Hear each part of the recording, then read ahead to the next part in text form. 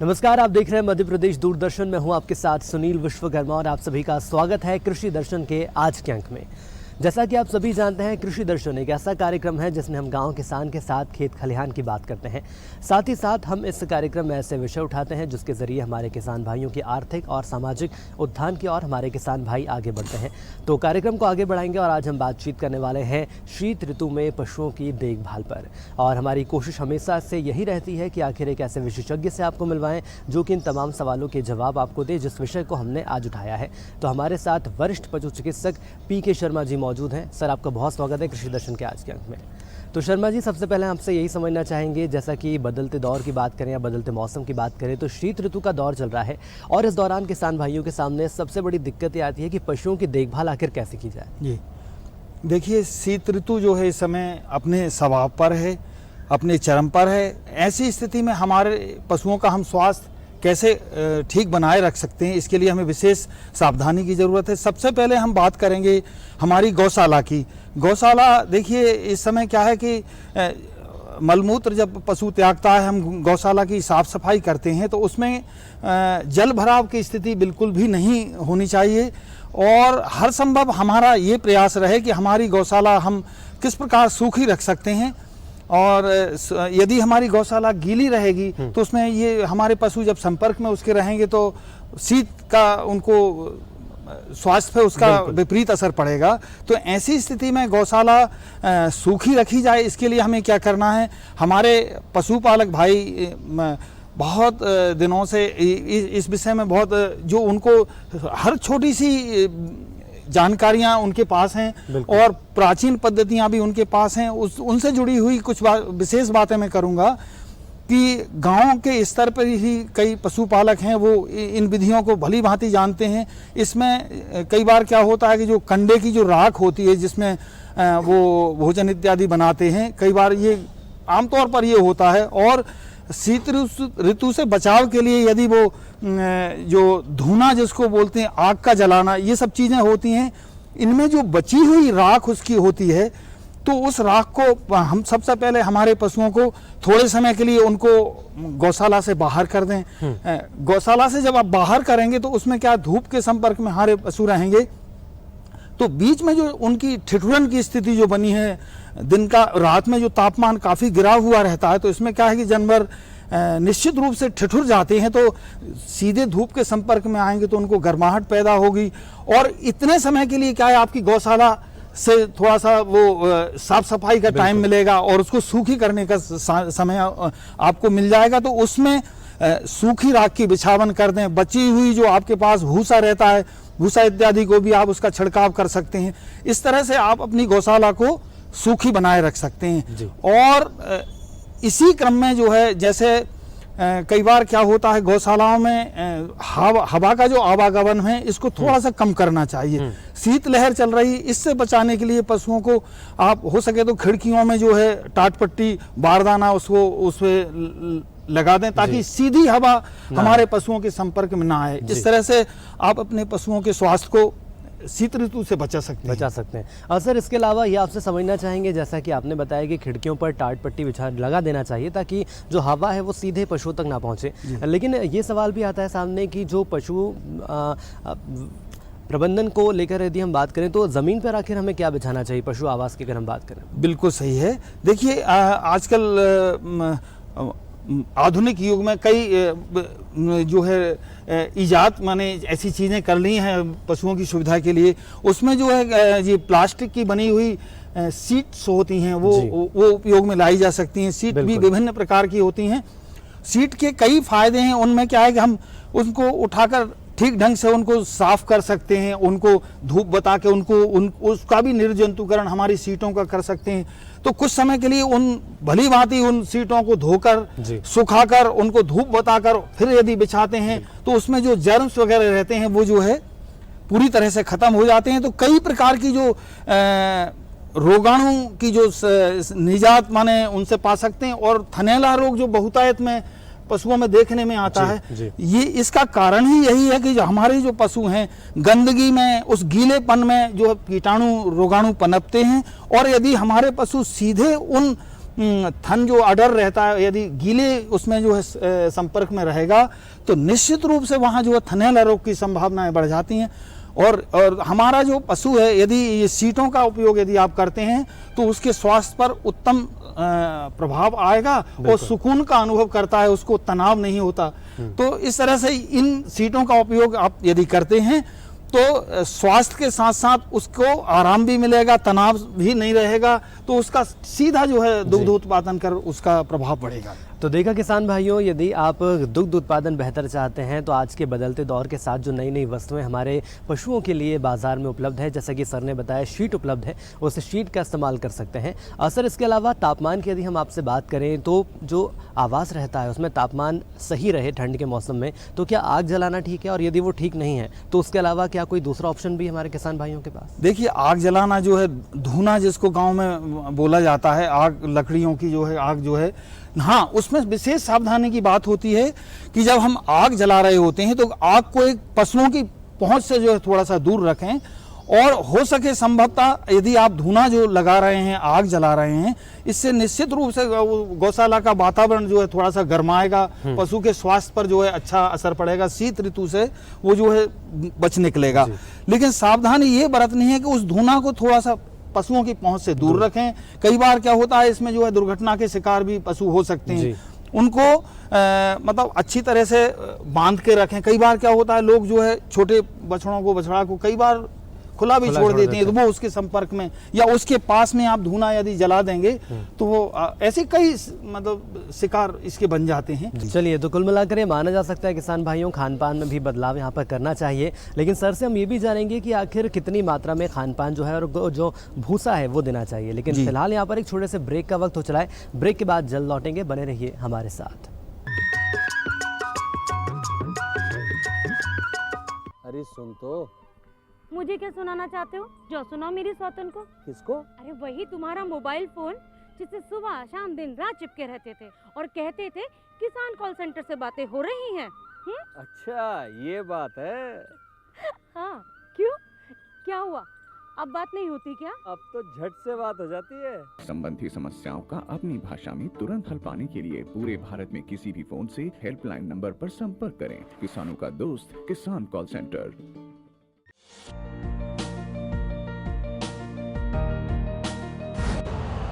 Urea का स्वदेशी उत्पादन 70 लाख टन बढ़ाने के लिए 6 उर्वरक संयंत्रों का उद्धार किया जा रहा है।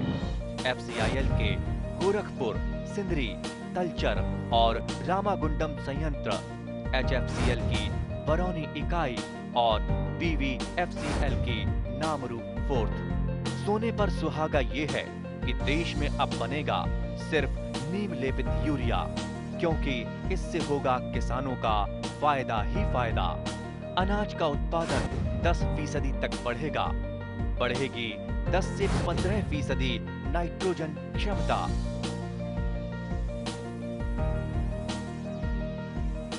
ब्रेक के बाद एक बार फिर आप सभी का स्वागत है किसान भाइयों। आज हम बात कर रहे हैं शीत ऋतु में पशुओं की देखभाल की। वरिष्ठ चिकित्सक हमारे साथ PK शर्मा जी जुड़े हैं। सर, आपका पुनः स्वागत है कृषि दर्शन में। और सब ब्रेक पर जाने से पहले हम खान पान की बात कर रहे थे। ये समझना चाहेंगे सर आपसे, सूखा भूसा और हरा चारा कितनी मात्रा में पशुओं को देना चाहिए? जी देखिए, यदि आपके पास एडलिव हरी घास है, बहुतायत में आपके प्रचुर मात्रा में उपलब्ध है, तो ऐसी स्थिति में जो है 15 से 20 किलो हरी घास का अनुपात आपको पूरे दिन के लिए रखना चाहिए, 15 से 20 किलो। और उसी जगह जो है भूसा हुआ तो 5 से 6 किलो भूसा। तो इसको आप जो टुकड़ों में उसको भूसे को उस ग्रीन घास के साथ मिलाकर आप दें। तो ये संतुलित, जहाँ तक पशु आहार का सवाल है तो दाने भी उपयोगिता अपनी सिद्ध करेंगे। तो इसमें खान पान में जो है ग्रीन जो के साथ साथ आप दाने का अवश्य समावेश उसमें करें। तो जो संतुलित पशु आहार है उसको देने के लिए मैं आपको बताना चाहूँगा कि उसमें जो है शरीर भार के अनुसार जो मतलब उसकी जो दूध की जो क्षमता है उसके आधार पर हम इसके दाने को निर्धारित करते हैं, मात्रा को। तो इसमें यदि हमारी एक गाय जो है दुधारू 10 लीटर दूध दे रही है तो दूध का आधा दाना मतलब 5 किलो दाना हुआ, ये जो है दूध का रेशियो रहेगा, अनुपात रहेगा। इसमें आपके लिए जो है शरीर निर्वाह के लिए दाना अलग से देना होगा। जो है हमारी जो जर्सी हैं, एचएफ गायें हैं, विदेशी जिनको गायें आप बोलते हैं, इनके लिए 1.5 किलो दाना शरीर निर्वाह के लिए अलग से आपको देना है। साथ ही साथ यदि आपकी गाय गर्भवती हो गई है तो गर्भ के लिए आपको अलग से 1.5 किलो दाना ऐड करना है उसमें। तो 1.5 और 1.5 ये 3 हुआ, और 5 जो आपका दुग्ध उत्पादन का था, तो इस तरह से आपका दाना हो गया है 8 किलो। 8 किलो। तो 8 किलो दाने को आप 2 भागों में विभाजित करेंगे। 4 किलो दाना आपको सुबह के लिए देना है और 4 किलो शाम को। इस तरह से आपको ये दाने की मात्रा निर्धारित करना है। और जिन किसान भाइयों के पास हरा बहुतायत में खिलाने के लिए है तो वो दाने की मात्रा को कम भी कर सकते हैं। तो कुल मिलाकर सर ये कहा जा सकता है कि जो खान पान की स्थिति है वो बांट कर हमारे किसान भाइयों को पशुओं को देना चाहिए। सर इसके अलावा दुग्ध उत्पादन की बात बहुत निकल कर सामने आती है शीत ऋतु में कि पशुओं में दुग्ध उत्पादन की समस्या भी होती है, या ये देखा जाता है कि दुग्ध उत्पादन कुछ कम लिमिट में होता है, कुछ कम लीटर उसके होते हैं। तो इसको दूर करने के लिए किसान भाई क्या कर सकते हैं? देखिए, दूधोत्पादन का जो है खान पान सीधा उससे संबंध जोड़ता है। साथ ही साथ जैसे अब शीत ऋतु अपने चरम पर है और यदि ग्रीष्म ऋतु हो तो ग्रीष्म ऋतु यदि सब अपने स्वभाव पर है, तो ये ऋतुओं का भी पशु के उत्पादन पर सीधा प्रभाव पड़ता है। शीत ऋतु में अत्यधिक सर्वत्र वर्जयित बोला गया है कि किसी भी चीज की अधिकता जो है बहुत दुखदाई होती है। तो यदि शीत ऋतु अपने चरम पर है, जानवर बिल्कुल ठिठुरन की स्थिति में है, कांप रहे हैं, बहुत ठंड बढ़ी हुई है, तो इसमें उनको तनाव होता है। तो ऐसी तनाव की स्थिति में पशु जो है उतना आहार नहीं ले पाता जो है। तो उसके लिए विशेष ध्यान इन बातों का रखा जो हम पूर्व में बातें करी है कि उसको जहाँ तक हो सके तो आप अपनी जहाँ पशु को रखा है तो वो यदि उसका तापमान शरीर का ठीक बना रहेगा, ठंड से हम उसको बचा लेंगे, तो इसका संबंध जो है उसके आपके दुग्धोत्पादन पर प्रतिकूल नहीं जाएगा। उसका दुग्ध उत्पादन जो है उसका ग्राफ नहीं गिरेगा, दूध अच्छा आपको मिलता रहेगा। तो शीत ऋतु में अपने पशुओं को शीत से बचाएं तो इसका उत्पादन पर सीधा बिल्कुल असर जाएगा। इसके अलावा ये हम जानना चाहेंगे सर आपसे, यदि हम छोटे बछड़ों की बात कर लें, खास तौर पर बीमारियां बहुत जल्दी घेर लेती उन्हें, अगर निमोनिया हो जाए छोटे बछड़ों को, तो ऐसी स्थिति में हमारे किसान भाई क्या कर सकते हैं? जी देखिए, जो नवजात हमारे होते हैं इनकी रोग प्रतिरोधक क्षमता पहले से ही बहुत कम होती है, और इन पे जो है छोटी छोटी चीज़ों का, जैसे आप शीत ऋतु है, इसमें बहुत जल्दी इन पे प्रभाव पड़ता है। तो हर संभव जो हमारे नवजात हैं, बछड़ा बछड़ी पाड़ा पाड़ी जो भी हैं, इनको हर संभव जो है सूखे स्थान पर रखें। इनको कंबल वगैरह या जो अपने बारदाना जो होता है, बोरे वगैरह होते हैं, इनसे ढक दें, और इनको जो है प्रचुर मात्रा में इनको दूध दें, विशेष ध्यान रखें। और जब कभी इनमें एक और समस्या आप इसी क्रम में मैं बात करना चाहूँगा खान पान के साथ, कि इनमें दस्त की समस्या ज़्यादातर देखने में आती है। उसका मुख्य कारण होता है कि जो हमारे नवजात जो छोटे बछड़े होते हैं, ये किसी भी चीज़ को लिक करते हैं, मतलब चाटने की, मुँह में देने की कोशिश करते हैं। जैसे हमारे नन्हे मुन्ने जो बच्चे होते हैं, जब वो घुटने से चलना सीखते हैं, तो हमारे छोटे बच्चों में भी ये समस्या दस्तों की ज्यादा देखने में आती है कि वो हर वस्तु को जो है अपने मुंह में देने की, तो जाने अनजाने में वो गिरमा को खाएंगे, कपड़े को खाएंगे, अपनी जो चरण है उसके पास में उसको ही चाटने लगेंगे, तो जाने अनजाने में उसमें रोगाणु जो है पेट में चले जाते हैं। इसके कारण वो जो दस्तों की स्थिति बनती है। तो दस्तों की, बच्चों में जो दस्तों की स्थिति बन गई, इसको बिल्कुल छोटे में आप ना आंकें। कई बार जो है 1-2 दिन तक जो है अनदेखा कर देते हैं कि नहीं वो अपचन के कारण हो गया, ज़्यादा दूध पी लिया होगा। हाँ, निश्चित रूप से यदि बछड़ा बछड़ी ज़्यादा दूध पी लेते हैं तब भी दस्त बनते हैं।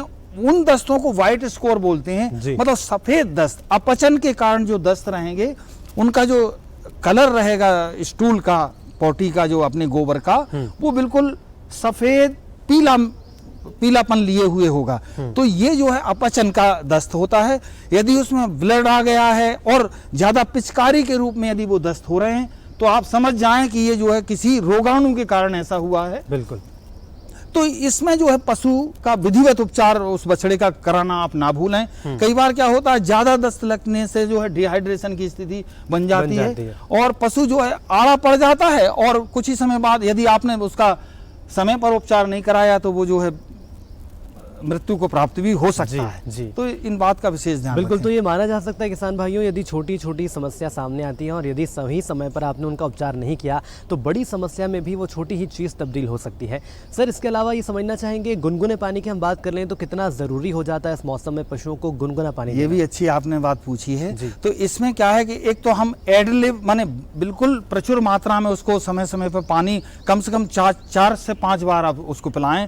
हो सके जिन किसान भाइयों के पास जमीन से जो पंप वगैरह से यदि पानी आता है तो वो गुनगुना पानी होता है, इस पानी को आप पिलाएं तो ज़्यादा अच्छी बात है। सब किसान भाइयों के पास ऐसा संभव नहीं हो सकता, तो इसके लिए आप करें कि आपका जो पानी है उसको धूप में रख दें थोड़े समय के लिए, नाद वगैरह में, चाहे वो सीमेंट की टंकी हो या आपकी मिट्टी के बर्तन हो, घड़े हों, जो भी हों, उस पानी को आप उनके लिए भी विशेष ख्याल रखें पशुओं के लिए।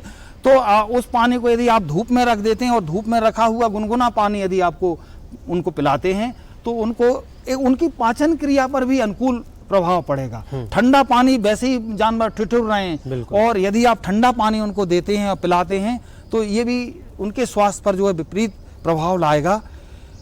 तो इस पानी का भी विशेष ध्यान किसान भाइयों को रखना चाहिए। चूंकि सर आप वरिष्ठ पशु चिकित्सक रहे हैं, और यदि आपात स्थिति की हम बात कर लें तो कई बार हमारे किसान भाइयों के सामने स्थिति आती है कि पशुओं को उपचार देना है लेकिन नहीं जा सकते कहीं, तो ऐसी घरेलू आपात स्थिति के दौरान किसान भाई क्या कर सकते हैं? जी देखिए, इस समय शीत ऋतु का मौसम है और इसमें ज़्यादातर देखने में आता है कि निमोनिया की स्थिति जो है ज़्यादा निर्मित होती है ठंड के कारण, और गौशाला में यदि गीलापन रह जाए या पशु जो है सीधी शीत ऋतु के संपर्क में आ जाए तो निमोनिया में जो है उसके प्रमुख लक्षण होते हैं कि एक तो नेजल डिस्चार्ज, नथुनों से जो है स्राव, काफ़ी नाक बहती है एकदम निरंतर, और थोड़ी सी लार भी उसको आती है। नाक का विशेष है, नाक एकदम टपकती रहेगी, सांस लेने में उसको बेचैनी होती है। तो ऐसी स्थिति में विशेष मतलब नुस्खे के रूप में आमतौर पर गांव में क्या किया जा सकता है, तो उसके लिए एक तो आप धुनी जो है अजवाइन की धुनी का सेवन आप कराएं। जी। अजवाइन की धुनी के लिए आप जो कंडे होते हैं, कंडे जो है एकदम लाल तप्त कर लें, मतलब कंडों से अपना धुआं जो है निकलना बंद हो जाए, बिल्कुल लाल अंगार बिल्कुल रहे, तब उसमें अजवाइन डालें। मतलब हमको सिर्फ अजवाइन की धुआं ही उसके नाक में जाना चाहिए, तो उससे नाक नेजल डिस्चार्ज उसका और भी जो स्राव है वो जल्दी निकल जाएगा, सांस लेने में उसको बेचैनी नहीं होगी। हाँ, सावधानी के तौर पर एक बात और मैं बताना चाहूँगा कि निमोनिया की स्थिति में जो है उसको ड्रेंचिंग निमोनिया बन सकता है यदि आप कोई दवा पिलाते हैं। काढ़ा वगैरह पिलाने की मैं मनाही नहीं करता, लेकिन पिलाते समय इस बात का विशेष ध्यान रखें कि उसकी जो ग्रास नली की बजाय कई बार क्या होता है कि लंग्स में भी वो दवा जाने का अंदेशा बना रहता, क्योंकि शीत ऋतु में हल्की सी जो श्वास नली में स्वेलिंग रहती है और उसको सांस लेने में वैसी बेचैनी हो रही है, और आपने यदि उस काढ़े को नाल के द्वारा जो आप काढ़ा पिलाते हैं तो सनई धीरे धीरे उसको आस्ते आस्ते वो दवा आपको पिलानी है। कई बार क्या होता है कि जानवर मुश्किल से मुंह खोलता है और आपने जो शीशी अंदर डालते हैं या नाल अंदर डालते हैं, और आपका ये रहता है कि आप एकदम से उसको ऐसे एकदम गटका दें, तो ऐसी गटकाने की स्थिति में कई बार वो दवा ग्रास नली में जाने की बजाय लंग्स के अंदर चले जाती है, जिससे भयावह स्थिति उत्पन्न हो जाती है। बिल्कुल। तो किसान भाइयों, जाना हमने कि आखिर शीत ऋतु में पशुओं की देखभाल कैसे की जाती है, और आइए किसान भाइयों, अब समय हो चला है खेती से जुड़ी खबरें देखने का, यानी कि खबरें खेती देखने का। नमस्कार किसान भाइयों, खबरें खेती की में आप सभी का हार्दिक स्वागत है। चलिए जानते हैं कृषि से जुड़े आज के प्रमुख समाचार। केंद्रीय कृषि मंत्री ने बजट पूर्व सुझावों की रिपोर्ट सौंपी। किसानों को नकली बीज खाद से मिलेगी राहत। कृषि आधारित उद्योगों पर होगी कृषि कैबिनेट। मध्य प्रदेश में 136 लाख हेक्टेयर में हुई रबी बोनी। चेन्नई में उक्टा रोग का बचाव, कृषि वैज्ञानिकों की सलाह। चलिए जानते हैं अब इन्हीं खबरों को विस्तार से। केंद्रीय कृषि मंत्री ने बजट पूर्व सुझावों की रिपोर्ट सौंपी। केंद्रीय कृषि और ग्रामीण विकास मंत्री श्री शिवराज सिंह चौहान ने दिल्ली में वित्त मंत्री श्रीमती निर्मला सीतारमण से मुलाकात की। श्री चौहान ने हाल के सप्ताहों में देश के विभिन्न राज्यों का दौरा किया और राज्य के अलावा दिल्ली में भी प्रगतिशील किसानों, कृषि विशेषज्ञों, स्व सहायता समूह, सहकारी संस्थाओं तथा ग्रामीण उद्योगों एवं दोनों मंत्रालय से संबंधित राष्ट्रीय स्तर की संस्थाओं से वरिष्ठ प्रतिनिधियों से व्यापक संवाद किया। इन चर्चाओं से प्राप्त विचारों और सुझावों को एक समग्र कृषि एवं ग्रामीण विकास के सुझाव के रूप में तैयार कर उन्होंने वित्त मंत्री को सौंपा। केंद्रीय मंत्री श्री शिवराज सिंह चौहान ने कहा कि प्रधानमंत्री के नेतृत्व में केंद्र सरकार ग्रामीण भारत को आत्मनिर्भर और समृद्ध बनाने के लिए निरंतर कार्यरत है। केंद्रीय कृषि मंत्री श्री शिवराज सिंह चौहान ने केंद्रीय मंत्री श्री ज्योतिरादित्य सिंधिया और केंद्रीय राज्य मंत्री श्री चंद्रशेखर पेमासानी की उपस्थिति में नई दिल्ली में 2 समझौता ज्ञापनों पर हस्ताक्षर किए गए। पहला एमओयू कृषि और डाक विभाग के बीच कृषि इनपुट बीज, उर्वरक, कीटनाशक के सैंपलों की सुरक्षित ढुलाई के लिए था, जबकि दूसरा एमओयू ग्रामीण विकास मंत्रालय और डाक विभाग ग्रामीण क्षेत्रों में वित्तीय सेवाओं के विस्तार पर आधारित था। कार्यक्रम में कृषि सचिव डॉक्टर देवेश चतुर्वेदी, ग्रामीण विकास सचिव श्री शैलेश कुमार सिंह तथा डाक विभाग के वरिष्ठ अधिकारी भी उपस्थित थे। श्री चौहान ने कहा कि इन एमओयू से किसानों को गुणवत्ता नियंत्रित कृषि इनपुट और मिलावटखोरों के खिलाफ सख्त कार्रवाई में मदद मिलेगी। मध्य प्रदेश के मुख्यमंत्री डॉक्टर मोहन यादव ने कहा है कि खेती, किसानी और हमारी संस्कृति आपस में जुड़े हुए हैं। हमारा पारंपरिक जीवन, कलाएं और बहुरूपी मौखिक परंपराएं कृषि के मूल से ही उत्पन्न होते हैं और यही कृषि लोकरंग बनाने का आधार है। उन्होंने कहा कि भोपाल सहित प्रदेश के अन्य संभागों और आंचलों में कृषि लोकरंग 2026 पूरी गरिमा और भव्यता के साथ मनाया जाए। मुख्यमंत्री डॉक्टर यादव ने कहा कि अब प्रदेश में कृषि आधारित रोजगार परक उद्योगों के समावेशी विकास लक्ष्य को कृषि कैबिनेट आयोजित की जाएगी। किसान कल्याण, स्वाभिमान एवं पर्व कृषि ग्राम सभा जैसे आयोजन सहित कृषि से जुड़े उन्नत उपकरणों के क्रेता विक्रेताओं का सम्मेलन, कृषि उत्सव और किसान मेले पे आयोजित किए जाएंगे। मध्य प्रदेश में अब तक 136.01 लाख हेक्टेयर में रबी बोनी हो गई है, जबकि गत वर्ष समान अवधि में 139.95 लाख हेक्टेयर में बोनी हो गई थी। गेहूं की बुवाई गत वर्ष की तुलना में लगभग 2 लाख हेक्टेयर अधिक हुई है। प्रदेश में रबी फसलों का सामान्य क्षेत्र 137,67,000 हेक्टेयर है। इस वर्ष 138.85 लाख हेक्टेयर में रबी फसलों लेने का लक्ष्य रखा गया है। कृषि विभाग के मुताबिक अब तक 136.01 लाख हेक्टेयर में बोनी कर ली गई है, जबकि गत वर्ष इस अवधि में 139.95 लाख हेक्टेयर में बोनी हो गई थी। राज्य की प्रमुख रबी फसल गेहूं की बोनी अब तक 96.53 लाख हेक्टेयर हुई है, जबकि गत वर्ष अब तक 94.34 लाख हेक्टेयर में गेहूं बोया गया था। दूसरी प्रमुख फसल चने की बोनी अब तक 16 लाख हेक्टेयर में हो गई है।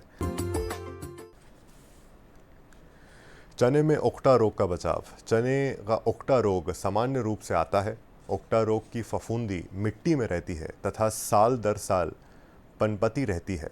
इस रोग के नियंत्रण के बजाय बचाव के उपाय अधिक कारगर हैं। इसके लिए ग्रीष्मकालीन गहरी जुताई करके मिट्टी में छुपी फफूंदी को नष्ट करना चाहिए। बुआई पूर्व बीज का उपचार ट्राइकोडर्मा 5 ग्राम प्रति किलो बीज के हिसाब से अथवा 2 ग्राम थायरम प्रति किलो बीज के हिसाब से करना चाहिए। इस खबरें खेती में आज के लिए बस इतना ही। इसी के साथ दीजिए मुझे इजाज़त। तो किसान भाइयों, आज हमने देखा कि शीत ऋतु में अपने पशुओं को आप कैसे स्वस्थ रख सकते हैं।